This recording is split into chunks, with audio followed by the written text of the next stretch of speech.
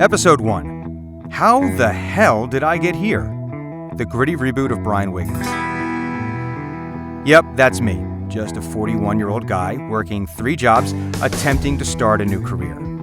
You're probably wondering, how the hell did I get here? And why are you calling this the misadventures in VO? Well, the short version.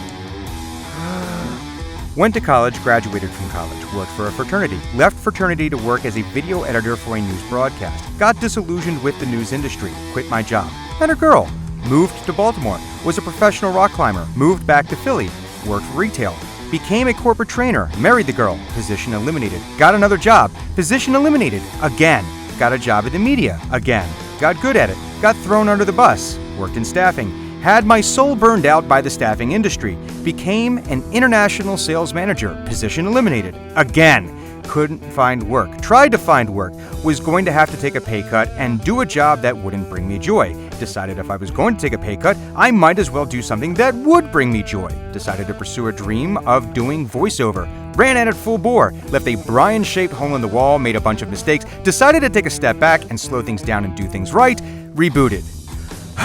And that brings us to about now. So, yeah, I went at this voiceover thing way too fast. And that's with every piece of advice that I read or listened to that said I needed to take it slow. I needed to get coaching. I needed to wait until I was ready.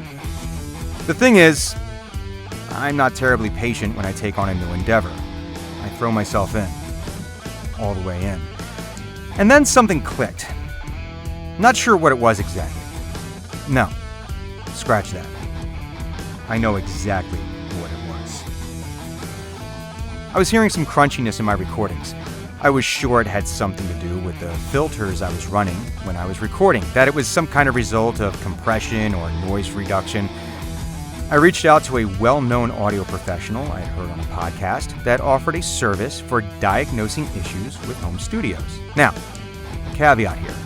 I had been building my home studio based on research from the internet and from good old YouTube University. I knew it would only get me so far, and I also knew that I had reached the end of my ability to do this on my own. I simply didn't have the knowledge to move forward, and I was aware of this. So I reached out to the guy. I won't name him here, it's not the point. And he was, well, dismissive. Might be a word, I guess. A little rude, perhaps? Condescending. Yeah. That's the word. Granted, our correspondence was completely over email, so there was no way to know for certain what his tone was meant to be. For all I know, he was being super friendly and sarcastic, but it didn't really come across that way. It made me feel really small. Another little note here.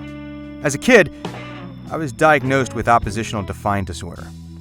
That's defined as a pattern of angry/irritable mood, argumentative/defiant behavior, or vindictiveness. So basically, I have a general issue with authority. Also, I really don't like bullies.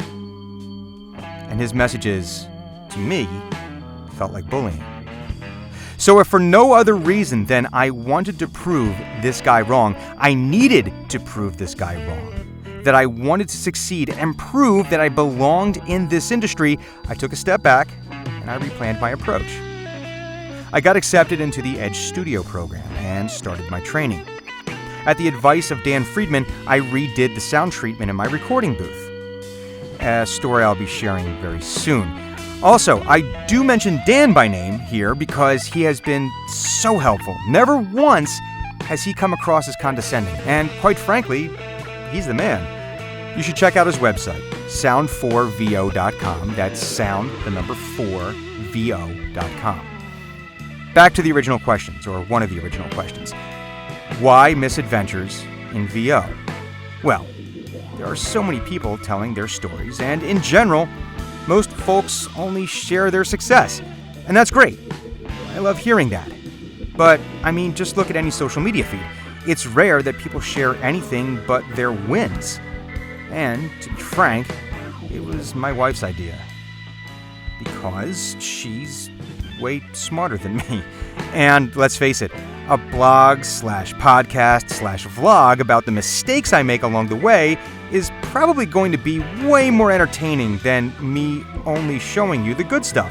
And I'm going to show you the good stuff too, but this is a new career, and I'm going to make a lot of mistakes. Might as well get some content out of that, right?